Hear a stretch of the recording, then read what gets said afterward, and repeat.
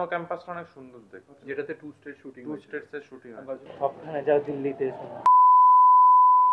Hello everyone, good morning. আমি পলাশ, আপনাদের সাথে আমার চ্যানেলের সবাইকে স্বাগতম একটা নতুন ভিডিওতে। এখন অলরেডি 4টের মতো বাজে। আমাদের 5:30টার ফ্লাইট রয়েছে দিল্লি থেকে আহমেদাবাদ। আজকে আহমেদাবাদ আমাদের শো রয়েছে দুটো ফ্লাইট। বেসিক্যালি ওনারা করে অলরেডি চলে গেছে, বাকি ব্যান্ড মেম্বার আর ডিরেক্ট একটা ফ্লাইট আছে 5:30টার, সেই ফ্লাইটে যাচ্ছে আহমেদাবাদ। আর আমরা কয়েকজন, সম্ভবত 4জন, মানে আমার বেসিক্যালি পিএনআর আজকে আলাদা একটাই টিকিট হয়েছে, তো ওই জন্য আমি বলতে পারছি না কে কে আছে। আজকে 27শে জানুয়ারি, কালকে রিপাবলিক ডে ছিল, তো এয়ারপোর্টের বাইরে কিন্তু সুন্দর লাইটিং করেছে, বেশ ভালোই লাগে। তো তোমার কি প্রথমবার আমাদের বাইরে ট্যুর হচ্ছে নাকি? প্রথমবার, ফার্স্ট টাইম। চকচক করছে সেটা পুরো। জায়গাটা ভালো। তোমার মুজো আর আমার মুজোটা একটু চেঞ্জ করি, লাল জুতোর সাথে লাল মুজো যায়, আমি তো ব্লুর সাথে লাল পরে এসেছি। আচ্ছা, আমরা গিয়ে কোথায় না উঠবো, ওইখানে চেঞ্জ করবো। হ্যাঁ 5 স্টার। হ্যাঁ 5 স্টার। গিয়ে নাকি সাউন্ড চেক কে দেখবো? গিয়ে কি খাবো সেটা। হ্যাঁ, সকালের খাওয়া হবে কিনা সেটাই হচ্ছে বড় কথা। এখন অলরেডি 4:55 বাজে, বাইরের এই হচ্ছে অবস্থা। অলরেডি 5টা বাজে, এখন জাস্ট আমাদের বোর্ডিং কমপ্লিট হচ্ছে, যদি এখনো বোর্ডিং হয়নি। ঠান্ডা, খুব ঠান্ডা। সবখানে যাও দিল্লিতে। এখন অলরেডি 8:05 বাজে, আমাদের আবার 50 মিনিট পরেই নেক্সট বোর্ডিং স্টার্ট হবে। কিন্তু বিষয় হচ্ছে এখানে টেম্পারেচার এখন 7, কিন্তু রিয়েল ফিল দেখাচ্ছে 4। খুব সাংঘাতিক ব্যাপার। আর এই যে সুইট কিউটি লালটু বয় আমাদের, সে আবার মানে ঠান্ডায় কাঁপছে। প্রত্যেকটা কানেক্টিং ফ্লাইটে আবার সিকিউরিটি চেক করাটাই খুব বিরক্তিকর একটা ব্যাপার হয়ে যাচ্ছে আমাদের জন্য, আর ভালো লাগছে না। সিকিউরিটি চেক ডান, সব থেকে কম সময় বোধহয় আজকে সিকিউরিটি চেক হয়েছে। মোটামুটি ওই 5-7 মিনিট লেগেছে মেন ব্যাপারটার জন্য, আর কিছুই না। আর সুন্দর সকালের সূর্যের আলো, গোল্ডেন। এই ঠান্ডায় মনে হচ্ছে একটু রান্নাতে গিয়ে দাঁড়িয়ে থাকি, রোদ পোহাই, বাট সেটা তো পসিবল না। ফ্লাইট 20 মিনিটে, আর আমরা 3 জনের পরে দাঁড়িয়ে। এখানে পেতে 15 মিনিট লাগবে। 5 মিনিটে ফ্লাইটে উঠবো আজকে। বোর্ডিং শুরু হবে, শাহরুখ খানের কাভি খুশি কবি গমে বোর্ডিং শুরু হবে 5 মিনিট। ও আচ্ছা, অত হেডেক নিয়ে লাভ কি? এইখানে প্রত্যেকটা টেবিল মোটামুটি ফুল, বসার মতো জায়গা পাচ্ছি না।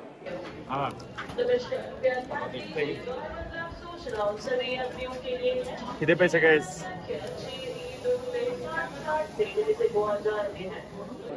খাওয়া দাওয়া শেষ, সকালবেলা ভরপেট খাওয়া দাওয়া হয়ে গেছে। এবার মনে হচ্ছে একটু ওয়াশরুমে গেলে ভালো হতো, কিন্তু টাইম নেই। আহা, কি শান্তি নাকি! একটু ওখানে গিয়ে দাঁড়াতে হতো রোদে।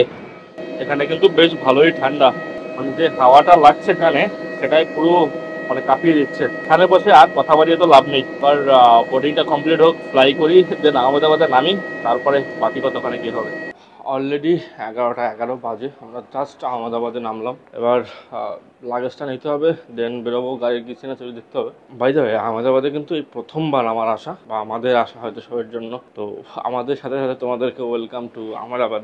সিটিটা হয়তো এক্সপ্লোর করার টাইম পাবো না, যেহেতু এখন গিয়ে সাউন্ড চেক, তারপরে একটু রেস্ট, তারপরে বিকেলের শো, আবার রাতটা হয়ে গেলেই কালকে মানে ওই 3টে নাগাদ 4টে নাগাদ বেরোনো, কারণ 6:15 আমাদের ফ্লাইট। তো এই হচ্ছে ব্যাপার। মানে শহরে যেটা হয়, মানে ওই সিটি বা কিছু এক্সপ্লোর করার মতো সময় খুব একটা পাই না। আজকে কিন্তু এখানে সম্ভবত ফিল্মফেয়ার অ্যাওয়ার্ডসও রয়েছে। Gujarat tourism welcomes Bollywood stars in the land of legends. আমার কিন্তু এটা জানাই ছিল না যে এটাকে ল্যান্ড অফ লেজেন্ডস বলে বা কিছু। প্রথমবার আসছি তো অনেক কিছু না জানার এই কথা। যাই হোক, আবার তো লাগেজটা নেই, তারপরে বেড়াই, দেখি কি সিন। আচ্ছা, আমরা এসেছি ফিল্মফেয়ার ইভেন্টস আমাদের রাতে আজকে আছে। আমরা সবাই আহমেদাবাদে ল্যান্ড করলাম। তো এখানে চারপাশে সবাই বুঝতে পারছে না, মানে সবাই তাকাতাকি করছে, বাট আমরা ওই দিক দিয়ে যাবো না। এই যে গেলে সবাই অ্যাটেনশন আমাদের উপর দিয়ে দেবে, ভিড় হয়ে যাবে। আমরা এয়ারপোর্টে যাতে ভিড়টা না হয় সেটার জন্য আমরা শর্টকাট মারছি। এয়ারপোর্টটা কিন্তু বেশ সিমসাম সুন্দর, মানে খুব বড় এয়ারপোর্টও না, আবার একেবারে ছোটও না, মোটামুটি, বাট নিট অ্যান্ড ক্লিন, বা বেশ সুন্দর কিন্তু ভিতরটা জায়গাটা।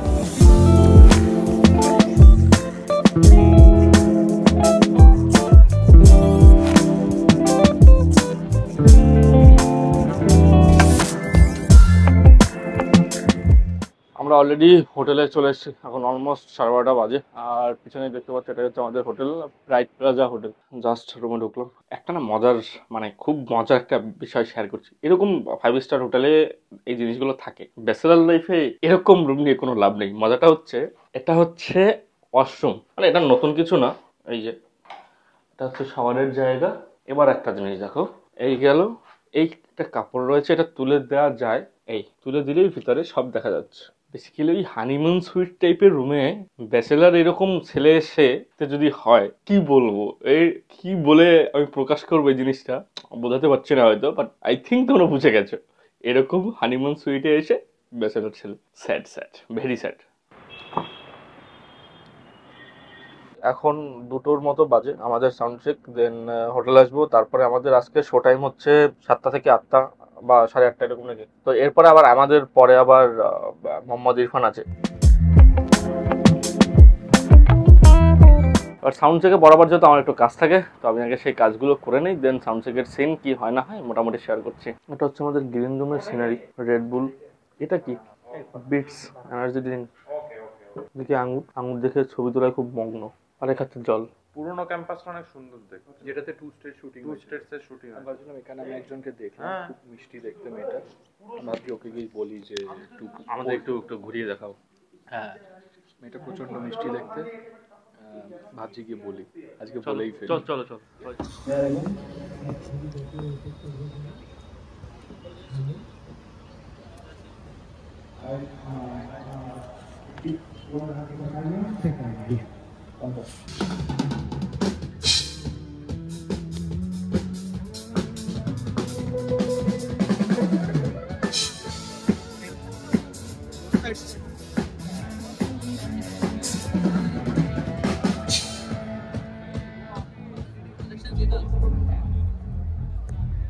অলরেডি 4টে বাজে, আমাদের সাউন্ড চেক মোটামুটি শেষের পথে। তো আমরা বেরিয়ে যাচ্ছি আগে, কারণ এই গাড়িটা হোটেল গিয়ে আবার আসবে, কারণ ওই আপ ডাউন করতে হচ্ছে। তো আমাদের মোটামুটি এখানে 6:15 বা 6:30টার মধ্যে ঢুকতে হবে। তো গিয়ে একটু যদি লাঞ্চ করার সুযোগ পাই, লাঞ্চের আগে মেন কথা হচ্ছে আমার ঘুমোতে হবে, না ঘুমোলে হচ্ছে না। তাও এখন গিয়ে ডেটা কপির অনেক কাজ আছে, সেগুলো করব, তারপর বাকি কথা পরে যেগুলো হবে শেয়ার করবো।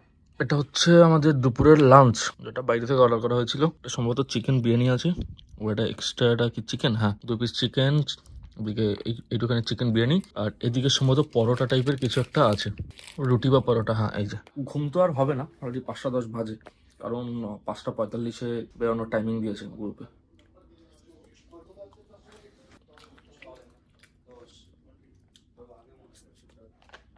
বিরিয়ানিটা হচ্ছে পুরো মাখা একটা ব্যাপার, মনে হয় যেন রাইসটা চিকেনের ঝোল দিয়ে পুরো মেখে দিয়েছে।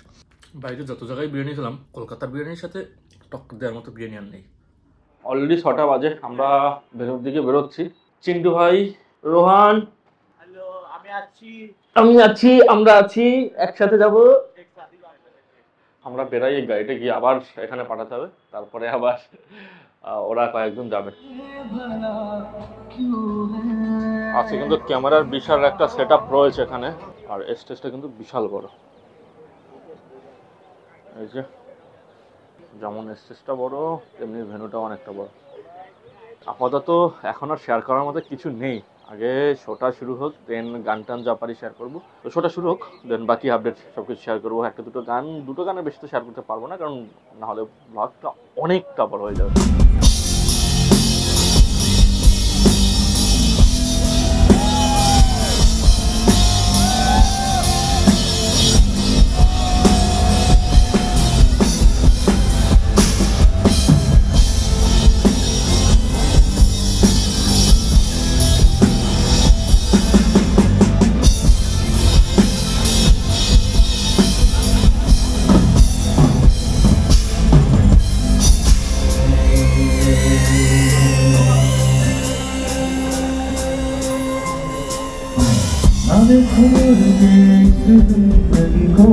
जो दर्द बिखराया, जो पाया है छोटे से दिल की बस दिया, ना देखो मर के इस जिंदगी को, जो दर्द बिखराया, जो पाया है छोटे से दिल की बस दिया। ना पूछा कोई सवाल मुझसे, खैरों से क्या सवाल पूछना, तेरे नाम है ना कोई था, तेरे नाम के जहान देखना। ना पूछा कोई जवाब मुझसे, तुझसे क्या जवाब पूछना, तेरे नाम है ना कोई था, तेरे नाम के जहान देखना।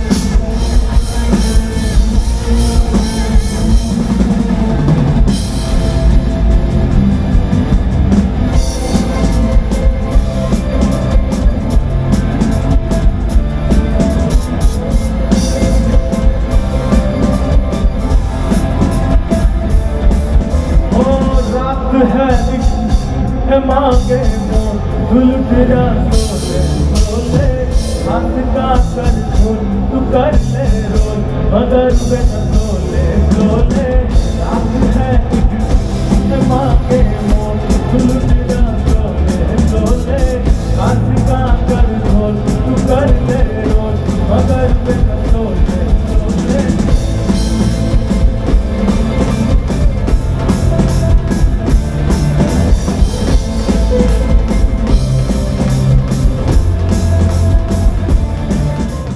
এখন অলরেডি 15টা বাজে, আমাদের শো জাস্ট শেষ হলো।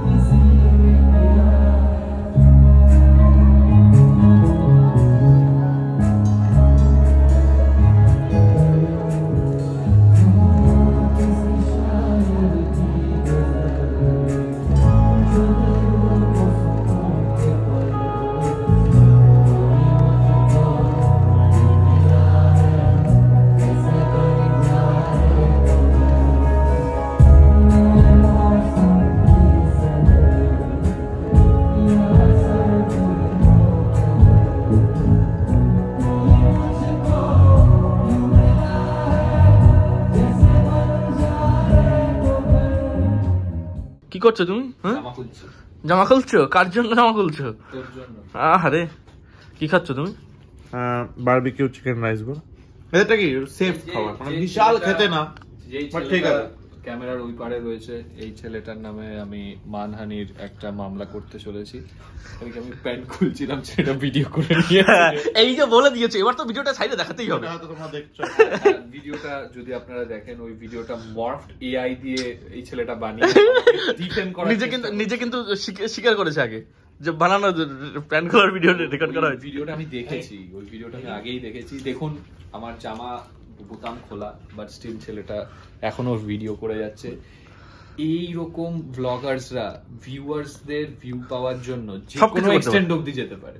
তো আপনারা যারা দেখছেন বেশি বেশি চ্যানেলটা সাবস্ক্রাইব করুন এরকম কন্টেন্ট দেখার জন্য। একদম এটাই আমি বলতে চাইছিলাম। এখানে খুব গভীর ডিসকাশন হচ্ছে। এই দেখো হাফ প্যান্ট পরে খেতে বসে গেছে, বাহ পড়ে গেছে খাবার। যাই হোক আমাদের খাবারই আমরাও খাই। এখন অলরেডি 4টে বাজে, আমরা বেরোচ্ছি। অলরেডি মনোজিৎ, শঙ্কর দা ওরা বেরিয়ে গেছে, শুভমদা রাতে চেন্টো বেরিয়ে গেছে আগেই। আমাদের ফ্লাইট হচ্ছে 6:15-তে আহমেদাবাদ টু কলকাতা ডিরেক্ট, দেন কলকাতা নেমেই আবার বাঁকুড়া যেতে হবে। তো এখন তেমন কিছু শেয়ার করবো না, কালকে শোটা জাস্ট ফাটাফাটি শো হয়েছে। তারপরে সে একটু খাওয়া দাওয়া করে আমার এডিট ছিল সেগুলো করে মোটামুটি 1.5 ঘন্টার মতো একটু কোনোভাবে ন্যাপ নিতে পেরেছিলাম। হোটেল থেকে বেরোই ব্লগগুলো যেরকম হয় বেসিক্যালি জানা যায়, একটু টায়ার্ড শিডিউল যায়, শোয়ের পরে একটু টায়ার্ড থাকি, তাই অত আপডেট শেয়ার করা হয় না। একটু খাওয়া দাওয়া নিয়েও চাপ হয়ে যায়। তো আর অ্যাকচুয়ালি খাওয়া দাওয়া নিয়ে চাপ হয়, খাবার পাই বাট ওই আর কি পছন্দের মধ্যে খাবার হয় না। আর কালকে খাবারটা খেয়ে দুপুর দিয়ে কেমন একটা শরীরটা লাগছিল।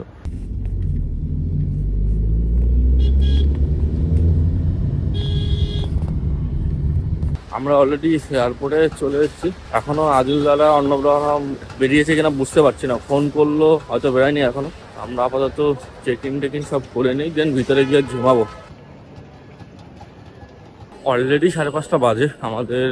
আমাদের যে কজন আর কি ঢুকে গেছে তাদের সিকিউরিটি চেক ডান। ওদিকে গাঙ্গুলির সম্ভবত এন্ট্রি হয়নি, গেটে আটকে রেখেছে। ওর ড্রাইভিং লাইসেন্স দেখিয়েছে, তাতে নাকি হচ্ছে না। এটা জাস্ট আপডেট। ওর ডিজিআরটাও নেই, ওই জন্য কিছু একটা প্রবলেম হচ্ছে। দেখি আমি আপাতত গেটের সামনে যাই, সিকিউরিটি চেক তো হয়ে গেছে, তো গেটের সামনে গিয়ে ওয়েট করি। বোর্ডিং হয়তো আর 5-10 মিনিটে শুরু হয়ে যাবে। রাত 8:30 বাজে, কলকাতা এয়ারপোর্টে জাস্ট নামলাম। এবার লাগেজটা নেবো। আমি আর বারাসাত ফিরছি না। বেসিক্যালি বাইরে বেরিয়ে বাদিকে TTC কাউন্টারের মানে গেটের ওদিকে ডরমেটরি কাউন্টার রয়েছে, দেখি ওটাই করবো। কারণ তার আগে একটু ফোন করতে হবে। আজকে যে শোতে যাবো, ও যে ট্রাভেল করছে ওর থেকে ডিটেলসটা নিতে হবে, কখন কি বেরোচ্ছে সেই বুঝে নেবো। আমরা যদি এখনই বেরোই তাহলে আর ডরমেটরি নিয়ে লাভ নেই, গাড়িতে একটু ঘুমিয়ে নেবো। আর না হলে এখানে একটু রেস্ট নিয়ে, যদি মানে দেখি যে 2-3 ঘন্টা ওয়েট করতে হচ্ছে, তাহলে এখানে ডরমেটরি নিয়ে একটু রেস্ট নিয়ে দেন ওদেরকে বলবো এয়ারপোর্ট থেকে পিক আপ করে নিতে। এই তো এই হচ্ছে মোটামুটি আপডেট। লাগেজটা পাই, তারপরে ডরমেটরির ব্যাপারটা কি হয় না হয় সেটা জানিয়ে ভিডিওটা শেষ করবো। এটা হচ্ছে 10 নম্বর কাউন্টার, যেখান থেকে বুক করা যাবে ডরমেটরি। এখানে এসে ওয়েট করছি, অনেকক্ষণ হয়ে গেল। এবার বেরোবো। এখানে আর ওই ভেবেছিলাম ডরমেটরিতে গিয়ে থাকবো, সেটা পসিবল না। কারণ হচ্ছে বেসিক্যালি ডরমেটরির এখানে সিস্টেমটা হচ্ছে ওই যাদের কানেক্টিং ফ্লাইট থাকে তারা এসে থাকতে পারবে। মানে তোমার 2টো টিকিটেই থাকতে হবে। মানে কলকাতায় নেমেছি, এবার এখান থেকে আবার অন্য কোথাও যাবো, এরকম টিকিট না থাকলে তোমার ডরমেটরি বা রুম এখানে দেবে না। 700 টাকা থেকে শুরু, প্লাস 12% জিএসটি বা 18% জিএসটি কিছু একটা আছে দেখলাম। যাই হোক, এই ছিল মোটামুটি ডরমেটরির ব্যাপার। বা ভিডিওটা ভালো লাগলে অবশ্যই একটা লাইক করে দিও, কমেন্ট করে মতামত জানাতে পারো, চ্যানেলটা সাবস্ক্রাইব করতে বলো না। আমি রয়েছি ইনস্টাগ্রাম, ফেসবুক, টুইটার সব জায়গায় ইউজার নেম অফিসিয়াল পিয়াল্লার সার্চ করে পেয়ে যাবে, ফলো করে কানেক্টেড থেকো। এই ভিডিওটা এখানেই শেষ করছি। নেক্সট ব্লগ আজকে হয়তো আর হবে না, কারণ জয়পুর যাবো। জয়পুরের ব্লগ বোধহয় করবো না, যদি করি তাহলে অবভিয়াসলি চ্যানেলটা দেখতে পাবে। তো তার জন্য তো চ্যানেলটা সাবস্ক্রাইব করে রাখতে হবে। So this is Parash Haldar, sign out for today. দেখা হচ্ছে খুব তাড়াতাড়ি অন্য কোনো জায়গায়, অন্য কোনো ব্লগে। Till then, take care. Tata. Peace.